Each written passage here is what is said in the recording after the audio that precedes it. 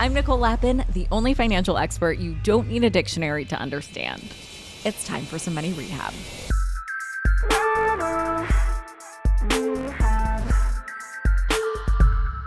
The 2024 Paris Olympics opening ceremony is this Friday, and while many people are planning on following their favorite summer Olympic sport, I am planning on following the money trail because there is a lot of money here to follow. And I've been wondering for a long time whether or not the Olympics really is a moneymaker for the country that hosts. The assumption is that it is a moneymaker. That's why there's such fierce competition to host. So I followed the numbers, and breaking news, the ROI is questionable at best. Today, I'm going to show you what I found and give my solution. Yes, International Olympic Committee, please hire me to do your budget. Thank you. So let's start with the pro column. The people that argue that hosting the Olympics help the national economy say that the games boost tourism and create jobs in the short and long term. But most economists are skeptical and show that the financial benefits are overstated. The 2002 Salt Lake City Games, for example, created only 7,000 jobs, and those jobs were only temporary. As for tourism, cities like Beijing and London actually saw declines in the years they hosted the games. So while these benefits are questionable at best, the costs certainly aren't. Hosting the Olympics is freaking expensive, and most of the time, these cities blow past what they budgeted. I'll get to that in a second, because before a host city can even start the budgeting process, they have to win a bid, and that is freaking expensive too. Cities invest millions of dollars to just bid to be the host city. According to the Council on Foreign Relations, the cost of bidding, after hiring consultants, organizing events, and travel, is between $50 million and $100 million bucks. And again, that is just for the bid. Tokyo spent $150 million on its bid for the 2016 Olympics and didn't even win. But if you do win, the bidding expenses are just the tip of the iceberg. And back to the budgeting problem I mentioned, the 1976 Montreal Games projected to cost $124 million. But Canada spent over 10 times that, $1.5 billion, which was debt that took nearly 30 years to pay off. And who paid the debt? You guessed it, Canadian taxpayers. Fast forward to more recent games, Sochi 2014, the most expensive Olympics in history, cost $50 billion, and Rio 2016 wasn't far behind at $20 billion. In fact, after the Olympics, Rio required almost $1 billion bailout from its federal government and wasn't able to pay all of its public employees for their work on the games. And Greece famously went billions into debt after hosting the Olympics, which was a big contributor in the resulting national bankruptcy. Paris aims to buck this trend and has budgeted the equivalent of $8.2 billion for this year's games, although the running tally has increased to about $1.5 billion more than what they originally budgeted. All things considered, Paris said that their financial goal with the Olympics isn't to make money, it's simply to break even. The main cost-saving strategy that they're taking is using existing venues and temporary structures as arenas for the games. Building infrastructure has historically been one of the biggest costs for host cities. Not only is it expensive, but also, frankly, can be a waste. These new builds sometimes lead to what are called white elephants, expensive facilities that are built for the Olympics and rarely used afterwards, like Beijing's Bird's Nest Stadium, which costs $10 million annually to maintain, but is mostly unused.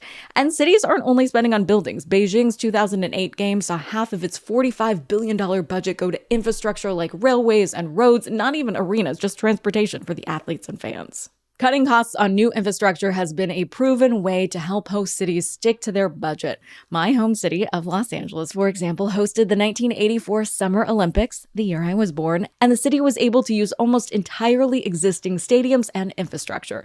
That, combined with a jump in television broadcast revenue, made Los Angeles the only city to turn a profit hosting the Olympics.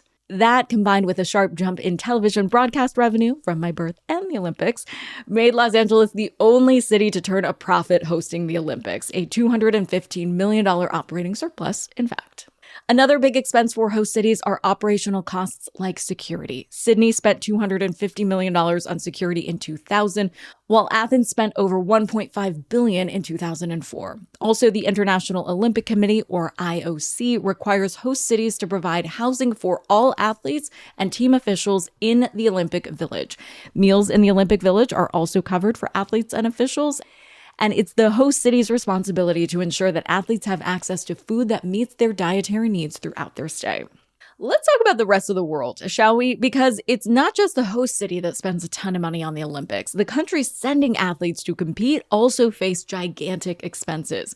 While accommodations are paid for by the host city generally, the National Olympic Committees, also known as NOCs, cover the travel expenses for the athletes. As the name suggests, these are committees that are run by the countries that participate in the games. NOCs are responsible for paying for flights to and from the host city and some miscellaneous costs during the trip. For countries with larger contingents, these costs can add up quickly. Plus, many countries set up pre-Olympic training camps to help athletes acclimate to the host country's time zone, climate, and facilities. These training camps, which can last several weeks, are an additional expense that NOCs must budget for. The cost of specialized sports equipment and team uniforms is another significant expense. These costs are typically also paid for by NOCs, often with the help of sponsors.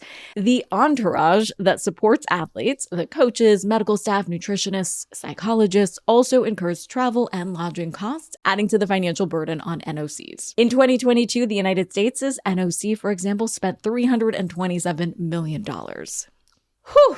That is a lot of money, and not every country has the budget for it. The IOC does provide some financial assistance to NOCs, particularly those from smaller or less wealthy countries.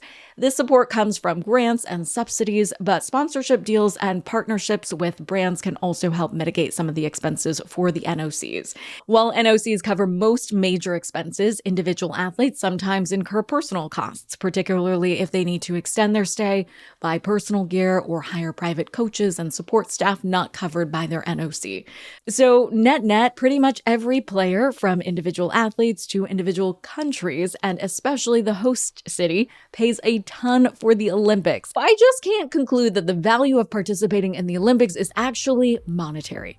But I guess the opportunity to showcase your country's athletes on an international stage is indeed priceless. For today's tip you can take straight to the bank, here's a fun fact that you can throw out at your Olympics watch party if you want. In the face of sky-high costs for the game, some economists have argued that there should be a permanent Olympic city built that can be used every single year.